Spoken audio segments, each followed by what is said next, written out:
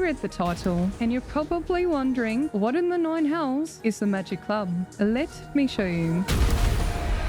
In the search to find a warlock build that doesn't require every single magical item and isn't overshadowed by your party members until the final act of Baldur's Gate 3, our hero finds herself discovering the oh-so-secret Magic Club, a weapon capable of not only annihilating her greatest foes, but also her computer, apparently, with pages worth of damage that even the monk subclass, least valued by the community, has suddenly ascended to godhood status, dealing ludicrous amounts of damage with just one attack and minimal effort. Join me in this video to see how we can join the Magic Club together, which is available to adventurers exploring on both PC and console. Before we start, I have a confession. I'm not actually a girl, I'm a gamer. Honor will be our difficulty, and the heroine of this adventure has a very feminine and elegant name, Mummy Milkers. She is a warlock, which according to the internet is the most broken and overpowered class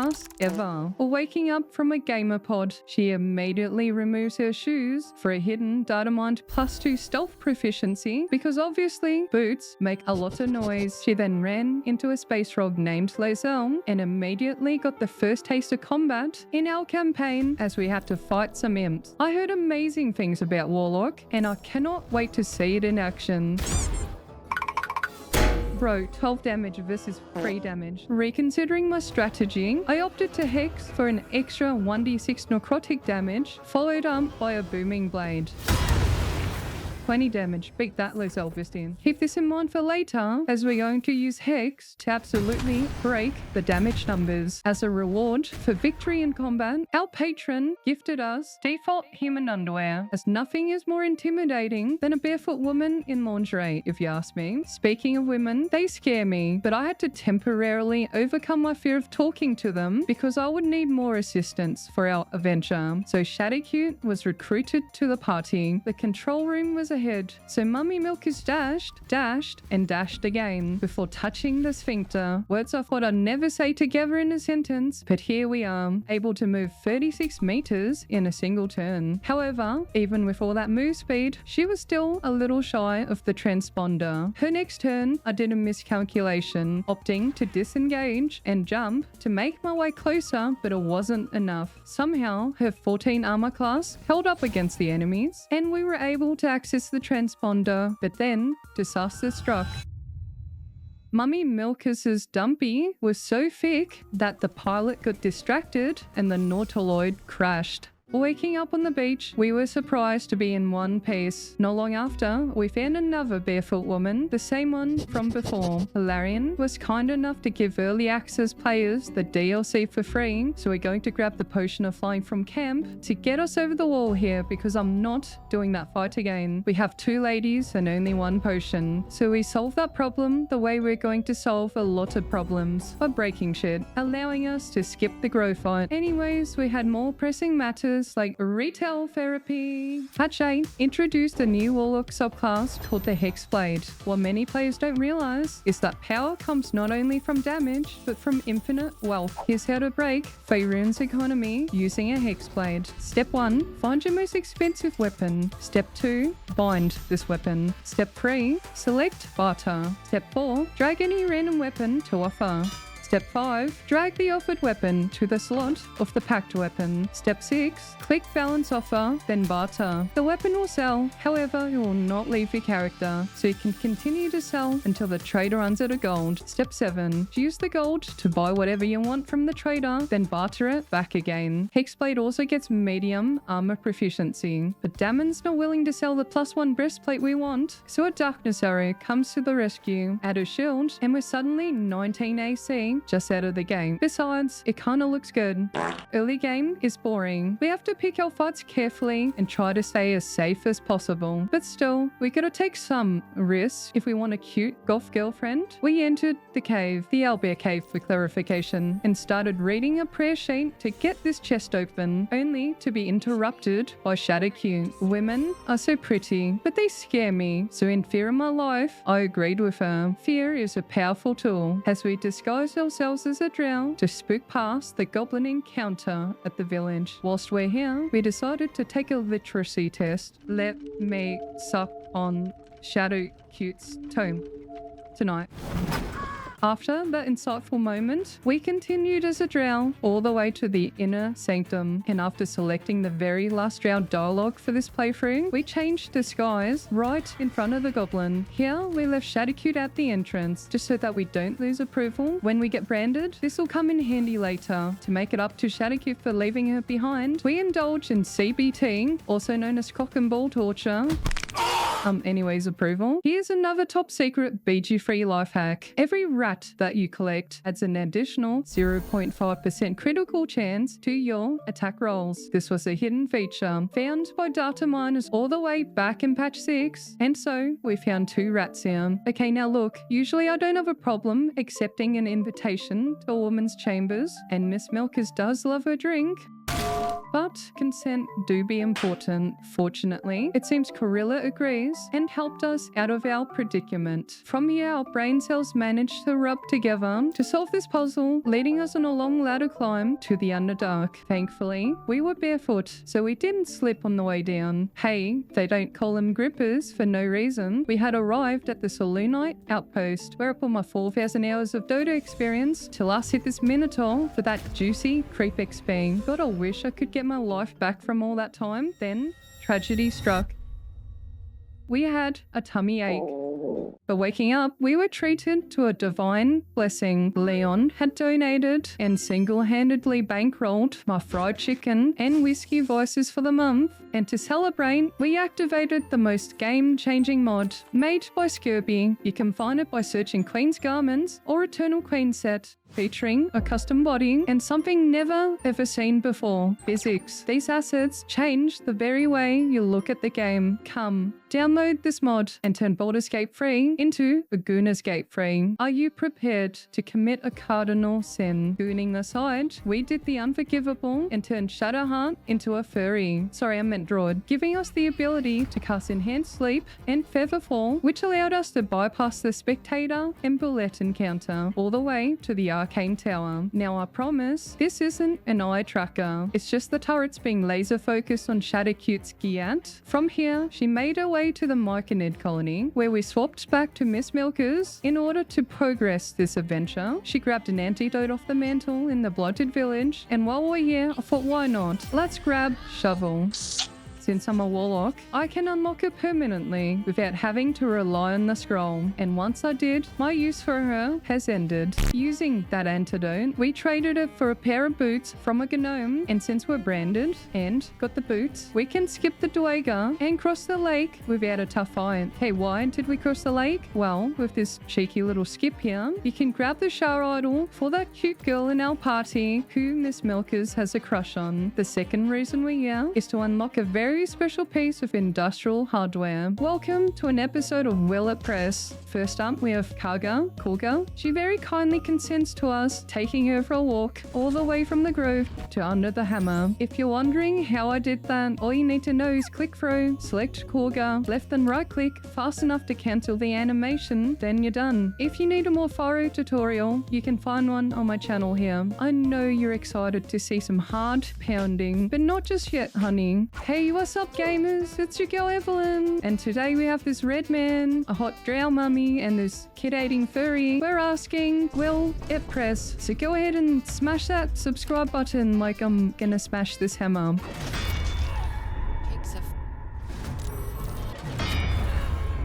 There's an illithid parasite in that corpse. Sorry, the Mind Fae parasite made me say that. No, seriously, the very reason we did that was to unlock the camp cutscene with our potential goth girlfriend. But before we do that, remember that idol Ashar we collected? I think she would like that. But kind madam, I am but a humble cleric. Nightfall came, and the girls shared a bottle of wine, but it wasn't the only thing they shared as they gazed into each other's eyes. Hey look, it's not gay if they have socks on. Does anyone else get frightened by the health and jump scare every time? Moving on to the mountain pass, we use invisibility to skip the Death Shepherds for a really quick trip to the Shadowcurse lands. Here's another cheeky BG3 life hack that I personally use to fast track my playthroughs. This helps me test any gimmick or concept as fast as possible with access to Act 2 gear, which is a considerable power up compared to staying in Act 1. Make sure you have a torch or light cantrip on you, or if you're blessed with Shadowcute in the party, she is immune to the effects of the lesser Shadow Curse. If you want to walk this first section, that's fine, but Enhanced Sleep and Featherfall really speed things up. Just start moving south past the convoy and make sure you head west just after the bridge to avoid triggering the Drider in town, and stop when you get to this fog wall. Do note you can go via the docks route, which is a little easier, but I'm a creature of habit and I prefer doing it this way. To prepare for the greater Shadow Curse, Shadowcute casts Enhanced Sleep once again. She then dashed and used click heals with her boots of speed, jumping as far as she could into the toll house. It refreshed our action economy and our move speed, so she once again leapt a great distance. Then with her remaining action, dash, Enhanced Sleep and dash gave us 72 meters move speed, letting us run straight to Moonrise Towers without taking a single tick of damage. Before we could really progress in this Act 2 area, we needed to obtain a moonlantern, which after a cutscene and conversation, we can just grab one from Balthasar's room, using that very moonlantern to make our way to the Grand Mausoleum. With Raphael out of the way, we can progress into the Gauntlet or Shah. Why were we here? First, the rats for the crit chance, and secondly, to create the shopping district. Have you ever wondered what the improvised weapon icon on your hotbar is for? Well, today's your lucky day, because I'm here to tell you that is the kidnap button. First, select a beloved vendor, then find a place on the ground and make sure there's a pathing line. The further away, the more reaction time you'll have. Confirm your improvised weapon and then click on a waypoint, teleporting you and your favorite trader to a new destination with our conveniently placed shopping mall. We bought all the upgrades we could, but before we move on, there is an item that we should get that's kind of relevant to our adventure. We just need to get past this DC 30 door. Surely, with the amount of lockpicks we have, it will just be an eventuality. Gamblers quit before they hit it big. You never know, it could be the next one. Okay, after 22 lockpicks, we gave up not on the idea of getting past the door, but using our fingers to get in. We sent Shadowcute to the Masons Guild, where she failed a perception check on the lock, but thankfully I'm a gamer and just misty-stepped past. There is a hidden room behind a wall, and there is always guaranteed a knock scroll, letting us finally bypass that door to obtain the Callous Glow Ring. It causes the wearer to deal an additional 2 radiant damage to illuminated creatures each time they deal damage. Now 2 damage doesn't seem like much right now, but trust me, once we hit level 7, it will pop off like crazy. And speaking of level 7, we left a lot of experience back in Act 1, so let's backtrack. And yes, you can do this without glitches. I get a lot of questions on this. As long as you don't progress to the Shadowfell, you can freely move between Act 1 and 2. Welcome to the XP Grindset arc. I won't say every single thing we did, maybe just the highlights. At the monastery, the kobolds are worth 75 XP a pop. And do you want to see a stupid trick? Strength elixirs override your wild shaped strength, and the tavern brawler damage applies to spark growth. It do be a little silly, as you can see. However, this is the lowest effort and most basic iteration of this concept, but it's fun to mess around with and see how much further you can expand it. That trick got us very quickly to level 5. With access to level 3 spells, we made use of Hungry Hater, slowing, blinding, and damaging alphos. To top it all off, we comboed it with Sleet Storm, a 10-turn ice rink that not only has the chance to cancel enemy concentrations, but also to end their turn entirely if they slip flat onto their ass. An absolutely disgusting combo. We procured the Centurium shipment, which we did use to great effect. A bitey for 29. Spin a win.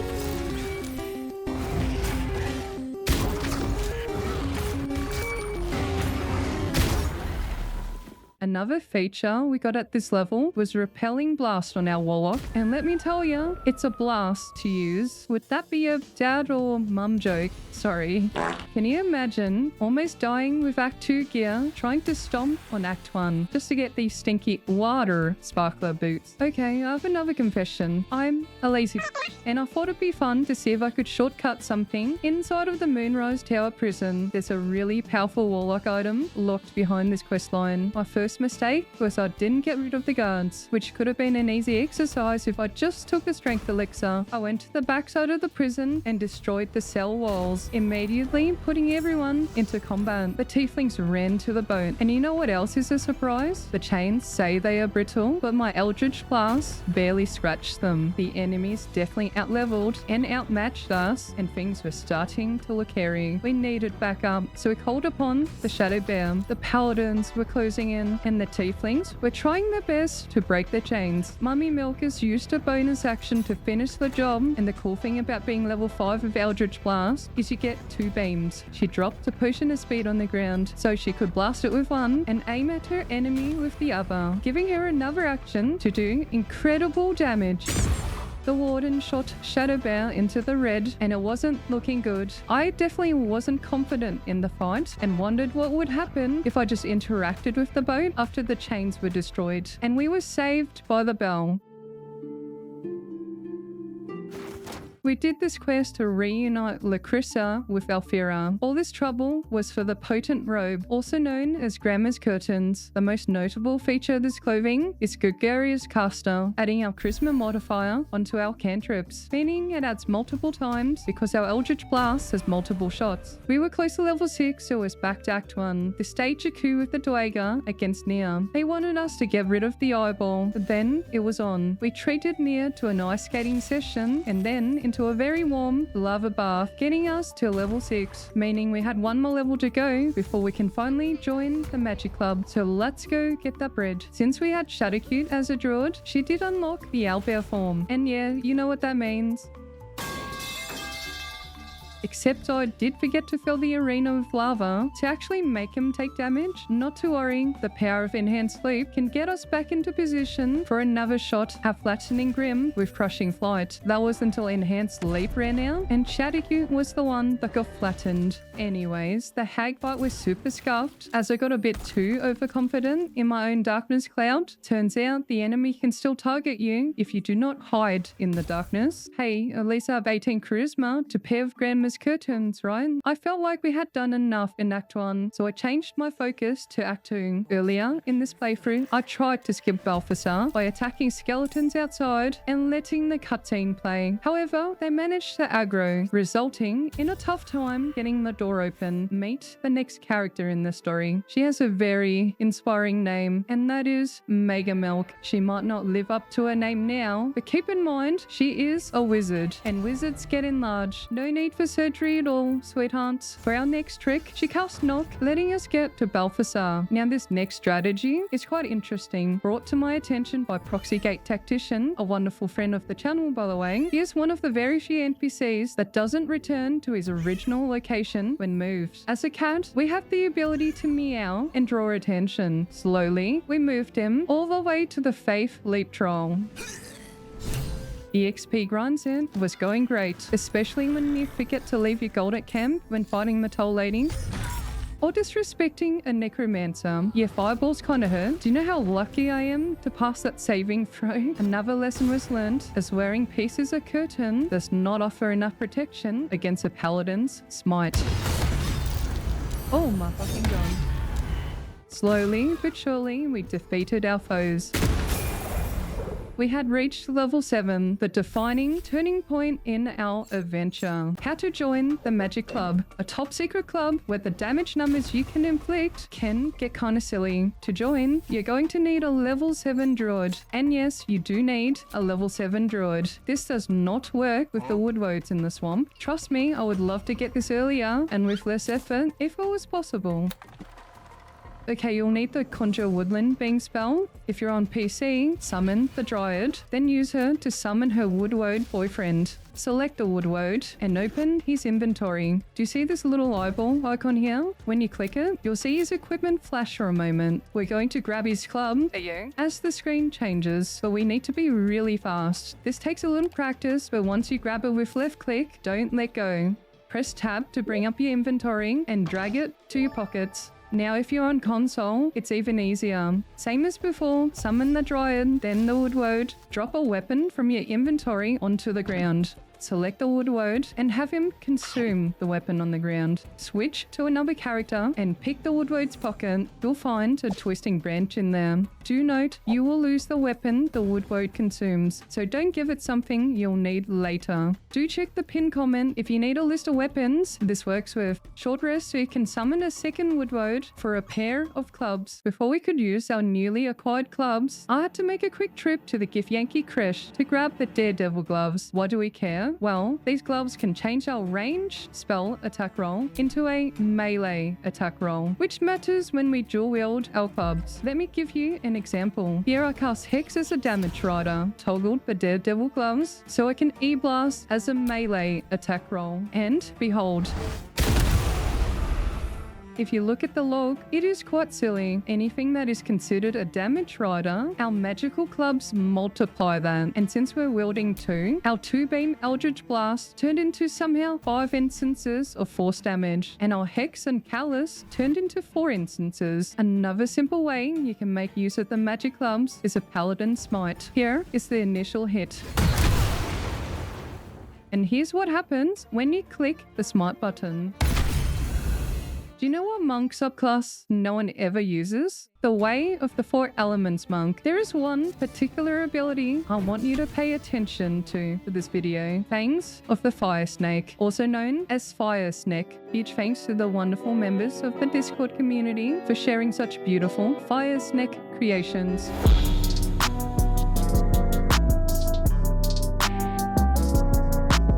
Aside from the additional fire damage, this attack roll has a range of 6 meters and is considered both a melee attack and an unarmed attack, which means if you wield the magic clubs, this happens. And it works with your usual monk abilities, such as Flurry and Stunning Strike. Our items weren't that great, and I knew of a quick and easy upgrade we could do to make our monk cook. Returning back to the swamp, we fought the wood woads, and I know what you're thinking. Couldn't you have gotten the twisting branch earlier? I have tried, and the ones that they have don't have the magic club property. Tangent aside, we were here for the sparkle hands. These are my favorite monk gloves, and are relevant pretty much to the very end of the game. On an unarmed attack, we gain 2 lightning charges. What that really means is our attacks, including Fire Snake, will do extra lightning damage multiple times thanks to the clubs. Fire snaking our enemies was so fun. It was such a high. I mean, Miss Milkers wasn't doing too bad as a warlock, but she definitely was outshined by our 4 elements monk. The key points were consumed fast, as always a fiend for that damage dopamine. Thankfully, we had the shopping district where we were able to stock up on lots of angelic reprieves for girl naps, fueling the fire snake machine. A serious question, everyone. Do girls fart? Sorry, the intrusive thoughts kicked in. Just like what would happen if I used this new monk ability on Bernard. Turns out it didn't aggro him, and he leisurely just strolled back without a care in the world. I used my mid lane experience to creep block him, but he made it to the top, only for me to do it again. We were cooking at this point, and it was literally a matter of closing Act 2 now with our power. So to progress, we had to do the essentials such as motorboating. Sorry, I meant getting rid of Kefrix and vulnerability. To do that, we had to face the Sharon trials. For the soft step trial, I like to shortcut through this little window. Next was the self-same trial, solved by stripping. By removing a gear before interacting with the offering, your clones will be not equipped. Once they're dealt with, we obtained Killer Sweetheart, a ring which allows us to store a guaranteed critical only after getting a kill if it equipped, and it only stores 1 that recharges after a long rest. And for the last trial, we used objects to test if it was safe to move ahead. You know, some food for thought. Actually, what I did was just pull out a light source, revealing a little dot path all the way to the gem, the yoga Yogurt Man got his back blown out by a Booming Blade Divine Smite combo, and it was off to meet the Night Song. Since we spared the Night Song, poor Shadowheart got discarded by Shah. We gave her a hug and picked her favorite flower. This cheered her up, and it seemed to have worked as she cracked a joke like the funny she is. You didn't pick that by hand, did you? They're deadly poisonous. Joking!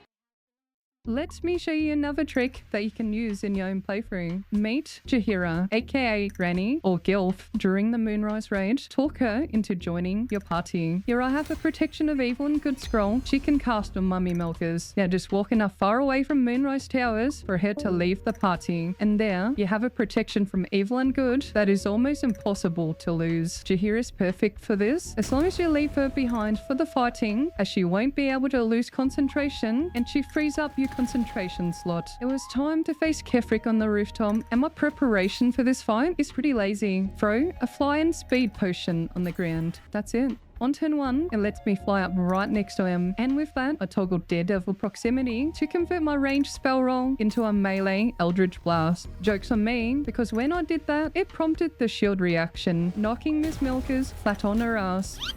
Shadowheart flew over, gave her a tap on the bum, and Miss Milkers struck true with her Eldritch Blast, sending Kefrik into a cutscene and us down a fleshy-looking hole. Whilst down in the Mind Flayer colony, I made sure to have Killer Sweetheart ring charged and to grab the Resonant Stone for later, and we were ready to lock in for one of the hardest fights in BG3. Miss Milkers got the jump on the Mind Flayer, giving us a surprise round and an opportunity to get ahead of the game a little bit. We handled the dangerous Mind Flayer, then took it slow, clearing all the necromites before focusing on the old man himself. With Kefrik down, we were ready for the main event, the big spooky skeleton. Miss Milkers opened up with a Hexblade curse and then went for the Booming Blade, auto-critting with luck of the Far Realms. Her next hit was also a crit, thanks to Killer Sweetheart's ring. Merkel was on 126, and Shadowheart tried to damage him, only to get smacked right into the red herself, but it was inevitable. She hit him so hard that he vanished for a second there. With Merkel down, we obtained our first Neverstone. Did you know you can still complete Halsin's quest after Merkel? The girl swindled a loot off a sick doctor, waking up some half-naked man to attract the attention of a less naked man who wanted to go into a portal. We had to defend this portal for 3 turns with just Miss Milkers and Shadowheart. A sleet storm was cast and then a wall of fire. It was goofy slipper clock for the enemies, and if they got close enough, they got handled by the girls. But the coolest trick we did was throw a void bulb, which managed to not only draw the enemies closer together, but also suck in a torch, which lit the ground on fire. This is the perfect environment to throw a smoke powder bomb, which means throwing it onto the fire and not directly at an enemy. You'll see a lot of colorful numbers thanks to the damage riders, causing the bomb to detonate multiple times. In our case, it was the Sparkle Hands, Callous Glow Ring, and the illithid ability, Cold Awake. The enemies kept slipping and slipping, and with the last enemy down, Halsin came out of the hole with a child and into another hole with another child. Halsin, being at level 1, got absolutely dumpstered by a Shadow Owlbear, but Miss Milkers with her Magic Club E-Blast deleted it from the turn order. It was an endurance test against the shadows, but eventually the shield broke. Oliver reunited with Annual, bringing them back together after a century apart. And with Kefrik dead, they have the space they need to heal and start to undo the Shadow Curse. We restored glory to the lands. The golden vibrance reminded me of Elden Ring's Erd Tree. I mean, we are technically wearing Marika's dress, but this cutscene hit extra hard with this aesthetic. We were almost finished with Act 2, that is, and to finalize the act, we launched some space frogs into the natural environment. I knew the Dream Guardian wasn't real because girls don't exist, but I couldn't say no to candy from a stranger, so Miss Milkers and Shadowheart enjoyed the space gummy. Don't worry about her face, honey. There's nothing a little bit of makeup can't fix. Now the next part of the story. Shadowheart popped off with a new tech. Fire Snek was really powerful with the magic lumps, but what I didn't expect is for it to completely break the game. Yes, it is so powerful that it might even break your computer. So what's actually happening? Pretty much something spaghetti code in Baldur's Gate 3 is making the bomb explode multiple times when we do this simple combo of Fire Snake plus a smoke powder bomb. Now that trick is cool and all, but have you seen this one-of-a-kind super secret hidden animal that 0.69% of players in Baldur's Gate 3 have found at Chares's Caress? So this rat is the only albino rat in the game. If you end up picking it up, right, you will, when you're on a mode run, you will find a cute golf GF in real life and you will win the next lottery. As much as I want to win the lottery, I would rather win Shadowheart's affection, but as a shitposter, and I do mean this figuratively, just to clear the air, I had to choose this farting on a solo night option. I would never. The love test went really well, and the girls had a slumber party after. Okay, I have another confession. I have a chronic shopping addiction. So what's the first thing we did in the lower city? We made the shopping district.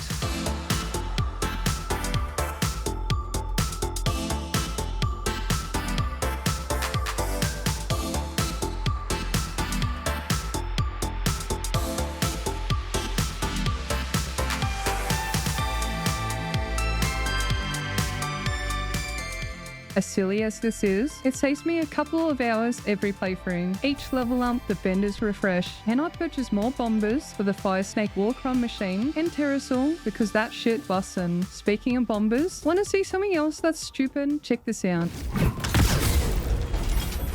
So Shadowcute detonated that bomb, but she was left unfazed. At level 7 monk, we get evasion. When a spell or effect would deal half damage on a dexterity saving throw, we take no damage if we succeed and half damage if we fail. And what's also a dexterity saving throw? The smoke powder bomb, which is a 12 DC dex saving throw. Shadowcute also has plus 11 to saves. She literally has to roll double ones to fail, thanks to the Shade Clinger meme, giving us advantage and also our appreciation of the bakery. No, seriously, praying to the Moon Maiden grants us a +2 to saving throws. This isn't satire, it's literally a thing. I wanted to try out this snake bomb meme a bit more, and what better way to test it out than on a big bad boss? We went after Cazador, and it's honestly one of the scariest fights in Act 3 when your characters have low initiative. Nervous about the damage, I denied his blight with psychic dominance, and lucky I did because he aura farmed Miss Milkers so hard, her HP became red. She put on her gamer pants, and with the darkness for cover, she got a triple kill with her Eldritch Blast, and Shadowcute wasn't too shabby either.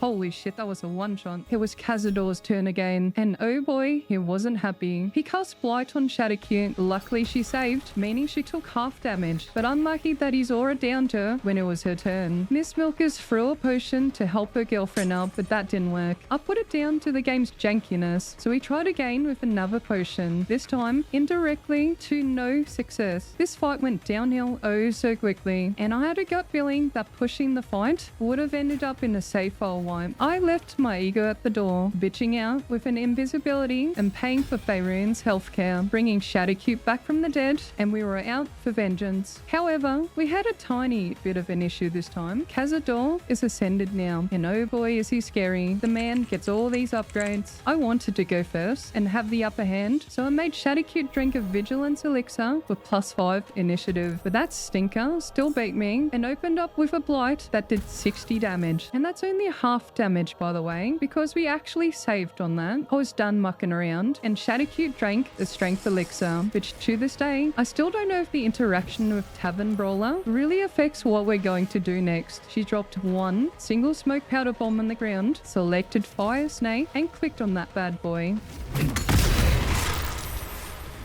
We had written a novella in the damage logs. I don't know what it is in the game's code, but this recipe made the bomb explode 24 times. The girls were tired and decided to relax on the beach after all that stress. As much as I'd love to show you how to build sandcastles with Shadowcute, they still watch clankers at my place of employment take away my instant noodle money when they see sand. Don't worry though, I have a demonetization hack from a night on the beach. I decided I would do anything to help Shadowcute, and I know just the place. Do you seek help?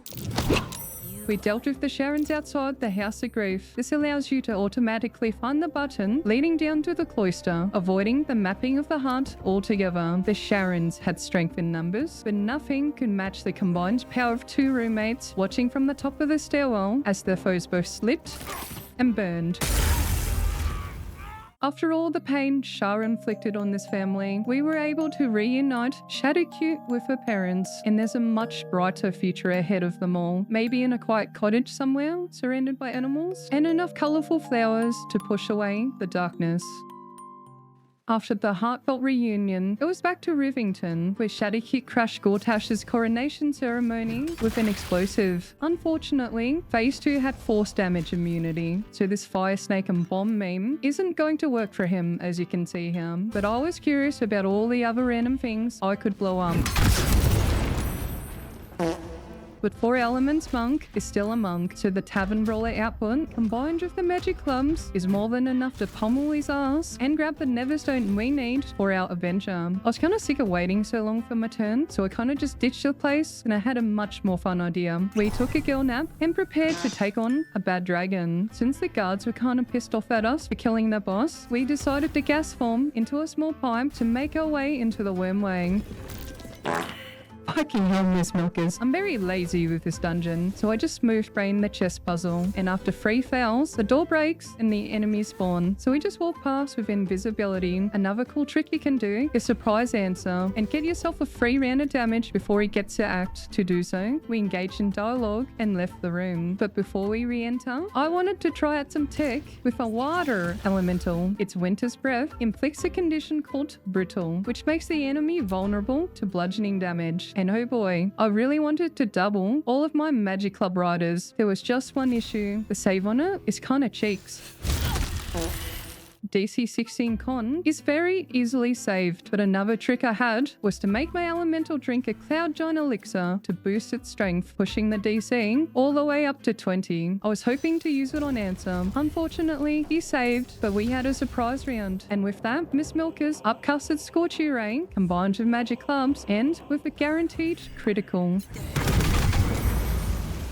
I was hoping for some big girl damage, but that was the saddest amount I have ever seen, especially for an exploit weapon. Embarrassed and ashamed, we left the dungeon and immediately went to Withers to change our class. Larian took away our stripping, but they left us with aura farming. For infinite spell slots and sorcery points, you'll need a level 2 sorcerer, the partial illithid ability, free cast, and almost any aura. Feel free to experiment, but these are the ones I tested. For this demo, I'll be using the Resonance Stone. Optionally, before you start, grab the free cast icon from your spellbook and put it on your hotbar. Now toggle free cast on and create a high level spell slot, then move out of the aura and back into the aura. See how the icon refreshes when you go back in? This means you can create another spell slot. You can use this same method to create sorcery points as well. So to summarize, move out of any aura and back in to refresh free cast. You can do this as many times as you want, giving you infinite sorcery points and spell slots.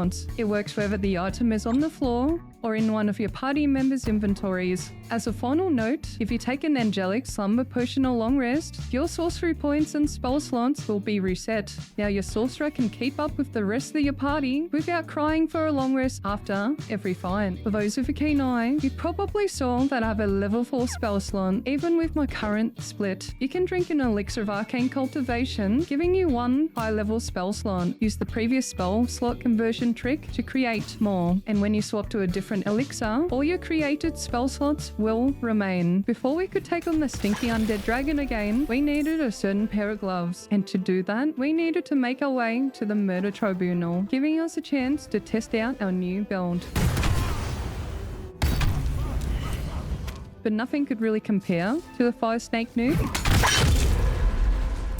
Anyways, Friday, Miss Milkers then fired the city's worst investigator and celebrated her promotion to Unholy Assassin, finally letting us purchase the Crater Flesh gloves from a Buzzy Girl. In order to test these gloves, we needed to deal a critical, and what better way to guarantee one than with Hold Person, especially when your spell save is so good, you have a 96% chance to land the spell. Oh bro, you saved again. After 3 fails in a row, Shadowcute bailed us out with a thrown invis, and we tried again, finally getting the setup to inflict our damage. And how did we do?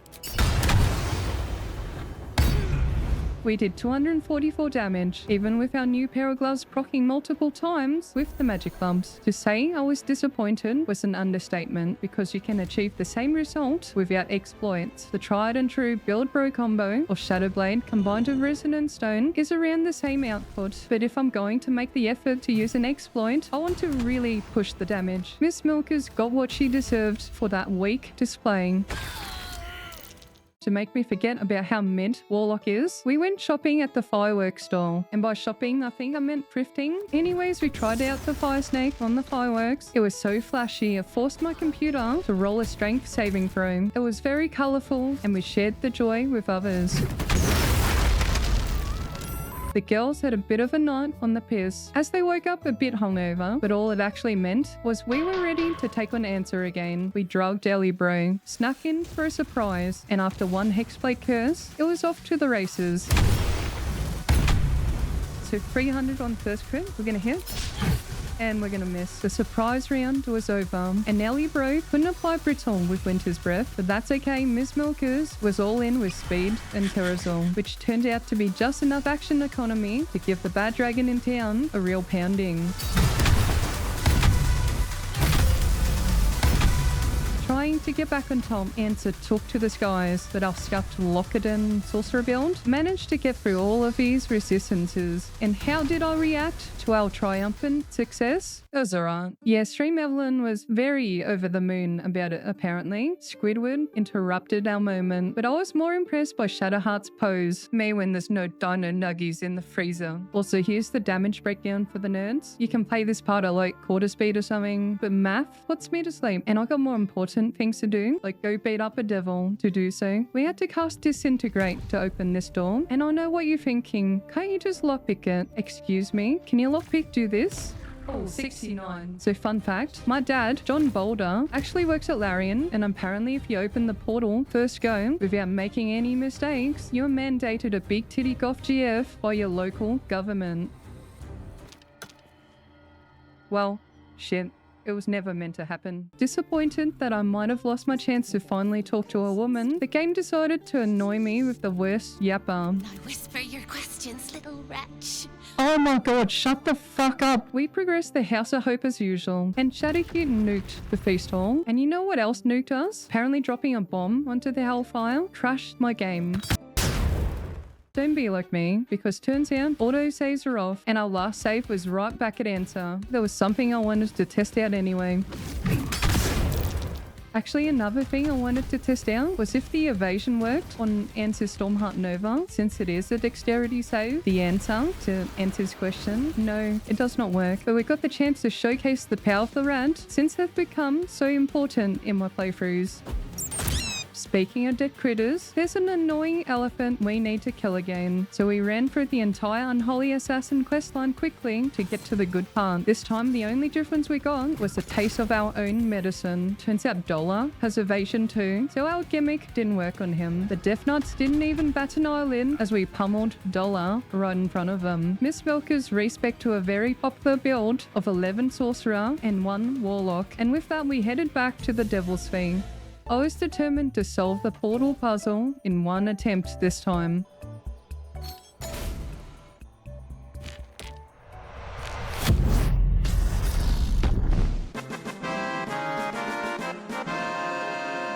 Hell was hot, and we cooled down with a relaxing ice-cold bath. This time I saved before exploding the spicy meatball. We avoided the crash this time and slid right in through the back entrance. Ayo, this fight went too smoothly for my liking. With a 99% chance on hold monster and a surprise round, it started to feel a little too clinical. So I had to goof around by holding this poor imp, putting it to sleep, and using Shocking Grasp to end its misery. Shocking Grasp is actually considered a melee cantrip, so you can pair it with the magic clubs if you didn't want to bother with how fiddly the Daredevil gloves are. It was time for an epic fight, and how seriously did I take it? Well, if kidnapping Hope and dropping 2 ice cubes at the door doesn't set the tone, I don't know what will.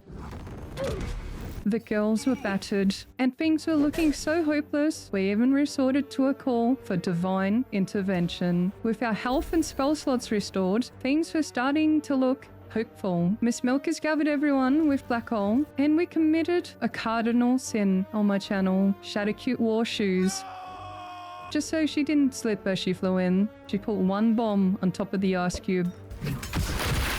The game took so long to process the damage. By the time I clicked on her portrait, she was downed. Thankfully, the potion decided to work this time, and ice skating was back on schedule. Raphael, even with his wings, was walking towards us menacingly, and Yukia slips by the broken ice cubes, janking out the environment. These boys tried to get in the feast hall, only to be fisted to death and thrown back to the beginning. Enough toying around with the devil. Raphael incinerated the girls, but joke's on him. I was playing 4D chess and I was waiting for the ice to melt for my plan. Remember the water sparklers we got all the way in Act 1? If we're standing in the water, it gets electrified, but more importantly, it gives us lightning charges. We applied Hex Curse, added Psionic Overload, and combined that with the Resonance Stone. But we were not done yet. We skipped his turn with a hold monster, cast Hex, and even Shadowheart boosted us with a Faerun speed potion. Our delivery vehicle of choice, upcasted Scorchy Ray. I know you're writing a very angry comment right now, and I'm very aware of his fire immunity. In my mind, I was just after the number of projectiles and seeing all the damage rider interactions do the heavy lifting. In shame, she flew back into the foyer. Raphael was done playing around, so he ascended and chased after Shadowheart. Turns out he still doesn't fly, but that just gives us more time to destroy the towers. We were feeling generous, and Shadowheart healed Raphael with a potion, but he was very ungrateful, retaliating with some spell I've never seen before. Yo, what the fuck was that? The girls lured Raphael back to the very beginning, and Shadowheart closed the door, lit a candle before greeting our new guest. We were about to fire snek 11 bombs, our biggest payload yet.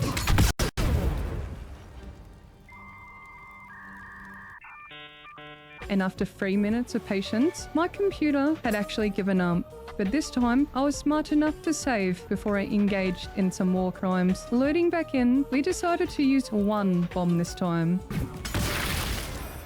Do you notice anything peculiar in this footage? Okay, can you see the radiating orb and mental fatigue stacks? We have overflowed the max amount by doing this meme, and I don't blame Rafi here. I mean, I'd be mentally fatigued as well with all the shenanigans. I think with this water whip, he finally had enough of our shit, because he literally one-shot Miss Milkers while Shadowheart was sleeping on the job. I might have messed up on this one. This was definitely a wipe scare, and hope seemed to be our only hope at this point. I drugged her up with some Terrasol, and using fly, she managed to actually get enough distance to make it back. I was a little nervous as our save was riding on her last action here. After pondering her actions and my scrolls, I decided to just gamble a hold monster on Raphael. I counted my blessings as Shadowheart woke up on her turn because her ass was still on fire. Moral of the story, don't play with your food. You know how Halcyon jump scared us back in Act 1? Well, the man's done it again. And I must say I've never seen this cutscene before, but I personally don't find pranks very funny. So let's go deal with Orin, shall we? Turns out Halcyon has seen better days, and Orin is secretly a giant cockroach. The fight started, and things quickly started to go downhill. Oh shit, she's stunned. Shadowheart got swiped and slowed. Mummy Milkers got revived, but that didn't last long.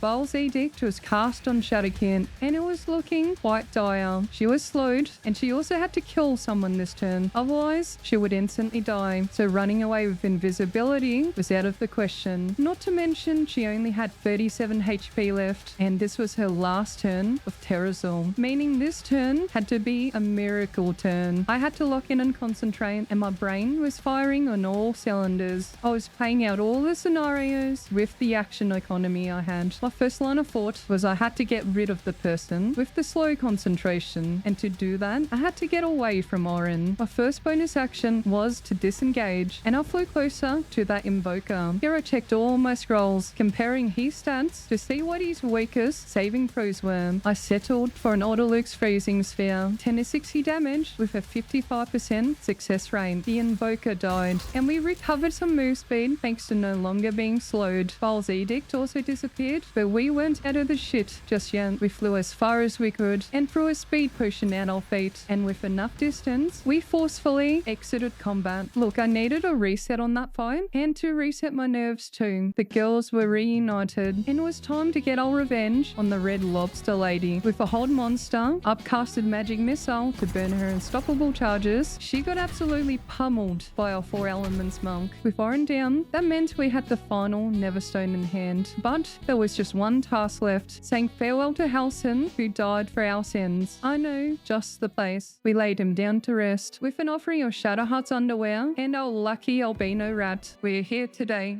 in memory of Halsin. I first met him at the Goblin Camp prison. With his 8 intelligence, sometimes I wonder why he didn't just wild shape into a bird or rat then. But nonetheless, we did meet up with him again in Act 2. He helped us immensely in the fight against the shadows with Oliver. He might be a big man, but his heart is even bigger. May you pass on to a better place with lots of cute ducks and bitches. This playthrough was getting a bit long in the tooth, and my small attention span could only take so much. We said our final goodbye to Maker Milk. This vessel's service lies with those of great import. Thou art not. Oh my god, you fucking rude bitch. And marched past the rats on the way to the morphic pool. Okay, I might actually have a problem or something. You know how we collected that lucky albino rat? We rolled a nat 20 on my first roll against the Neverbrain, and with my hot streak, I was very curious what would happen if you tried to kill the Emperor in one shot. Unfortunately, that didn't work, but we freed Orphe, who took the L for us and became a squiddy. But it was for the greater good, because we had to look slay for our debut on the Upper City.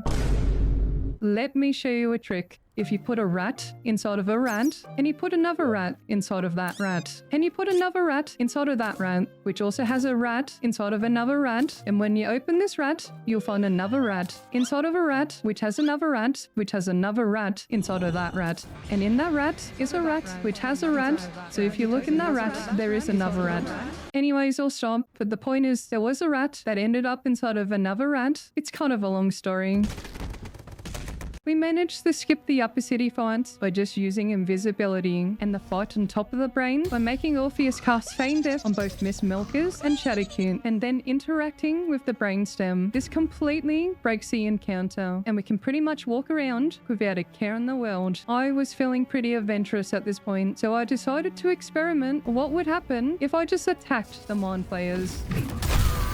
Apparently nothing, and I bet you're wondering, how are you doing such ludicrous amounts of damage? Orpheus has this ability called Fierce Perilous Stakes, and if you cast it multiple times on one character to stack them, each stack gives us an additional 15 psychic damage and reduces the crit threshold by 5. So with 6 stacks loaded on, I wanted to test it out on the dragon. Turns out I forgot about the magic clubs, and our psychic instances were doing 206 damage. Out of spite, I was going to do the fire snake bomb on the Emperor to cook his calamari ass. But what I forgot about was how many stacks of Fierce Perilous Stakes I had. The Emperor's shield popped, and Shadowheart was stunned. The game didn't crash, but we were stuck in purgatory. We tried out a lot of things, but ended up going back to the main menu and loading back in again, which did the trick because when we came back, we were immediately in combat with a tentacle. Okay, I do have to make this warning. If you're going to do this fight skip, you only have one turn to kill the Neverbrain, otherwise you instantly game over. To actually progress to the next phase of battle, we had to use Orpheus to channel onto the crown. Now the game won't do anything until we're technically in battle. So I summoned Shovel to trigger combat, and from here we can click on Orphe for access to the portal. I sent him in first to attack the brain and force it to waste its reaction before sending the girls in. Shadowheart dropped a stack of 17, and I prayed to Salon to help my computer's saving throw for what's about to happen.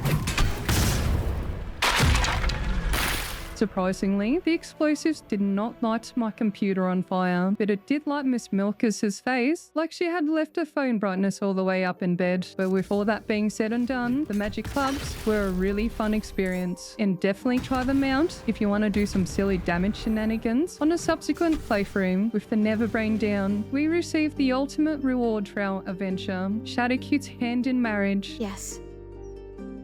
I want to share everything that lies ahead of me with you. And they lived happily ever after. The end.